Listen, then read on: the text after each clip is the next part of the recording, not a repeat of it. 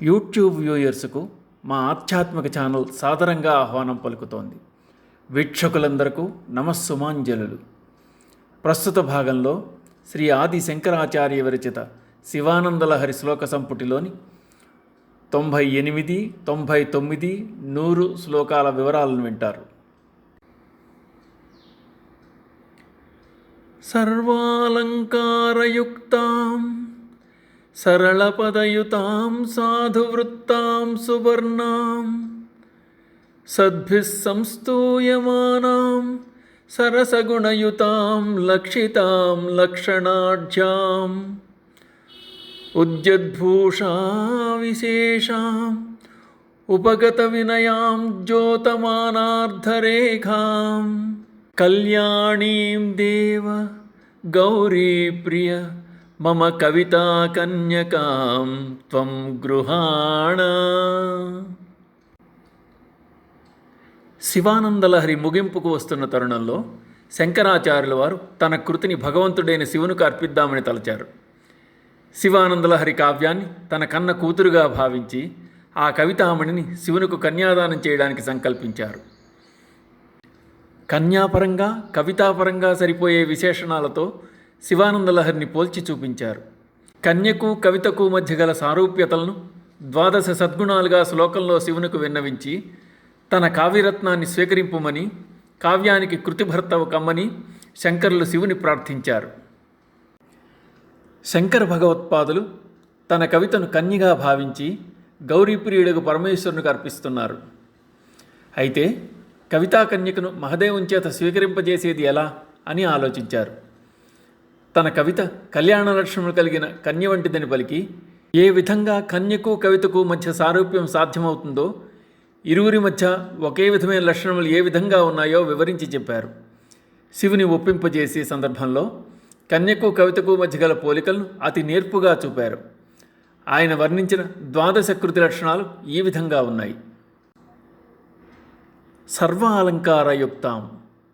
కన్యాదాన సమయంలో కన్య అన్ని రకాల అలంకారములతో ఆభరణములతో ఉంటుంది.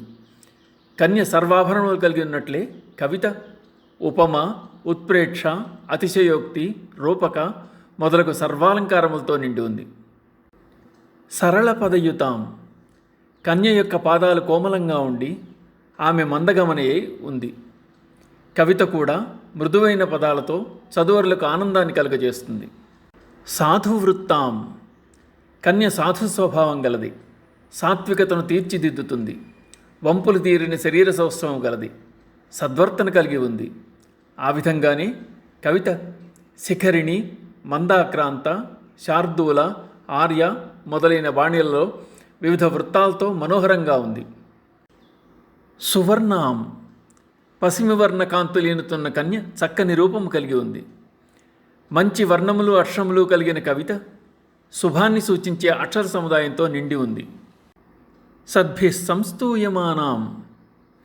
శరీర లక్షణవేత్తలచే సౌందర్యం, సౌశీల్యం, విజ్ఞత కలిగిన వారిచే కొనియాడబడుతుంది కన్య. కావ్య లక్షణజ్ఞులచే, పండితులచే, విమర్శకులచే చక్కగా ప్రశంసించబడేది కవిత. సరసగుణయుతాం. కన్య సరసురాలు, గుణవంతురాలు కాగా కవిత శృంగారాది రసములచే మాధుర్యాది గుణములు కలిగి ఉంది. లక్షితాం.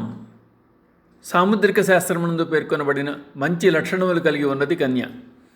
ఇతరులచే మన్నింపబడి శిల్పము, అర్థము, శబ్దము, శైలి మొదలగు సలక్షణములతో ఒప్పుతోంది కవిత.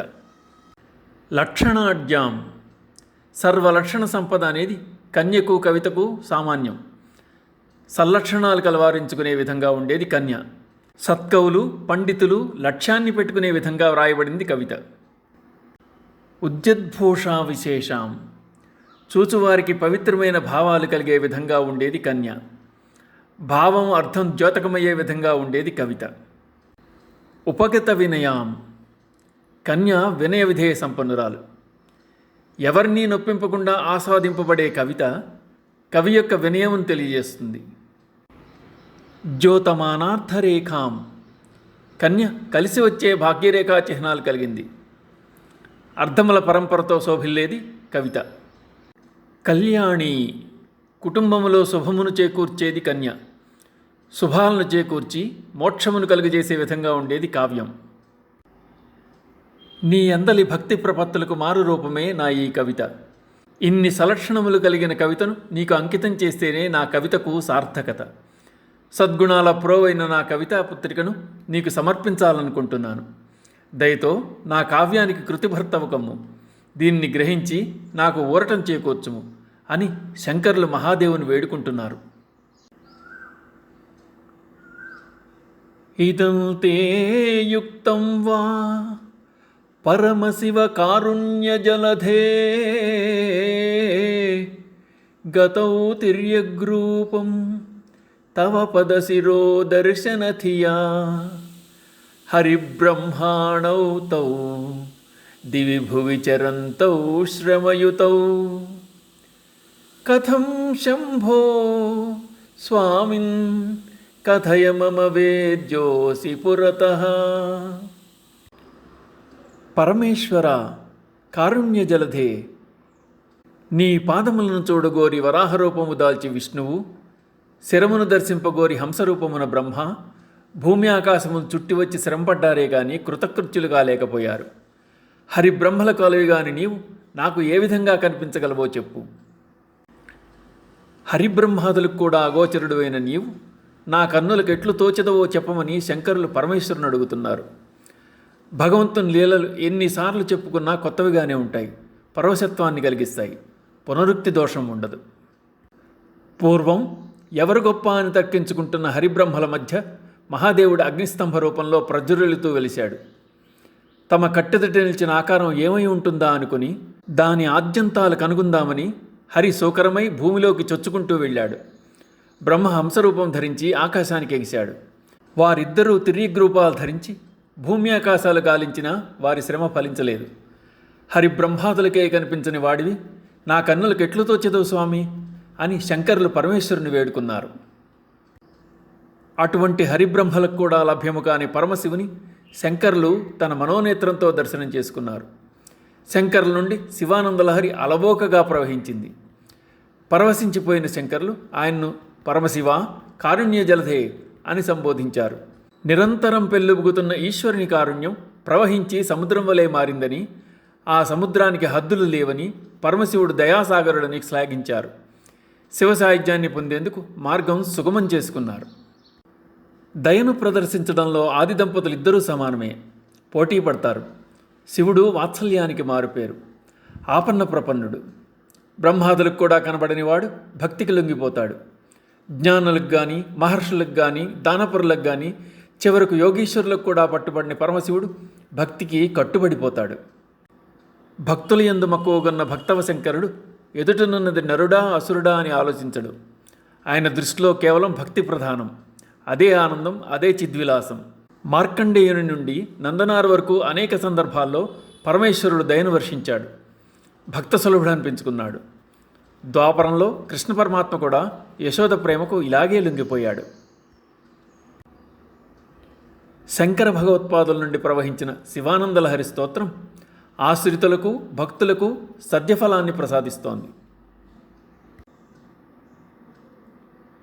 స్తోత్రేణాలం అహం ప్రవచ్మిన మృషాదేవా విరించాదయః స్తుత్యానాం గణనా ప్రసంగ సమయే త్వాం అగ్రగణ్యం విదుః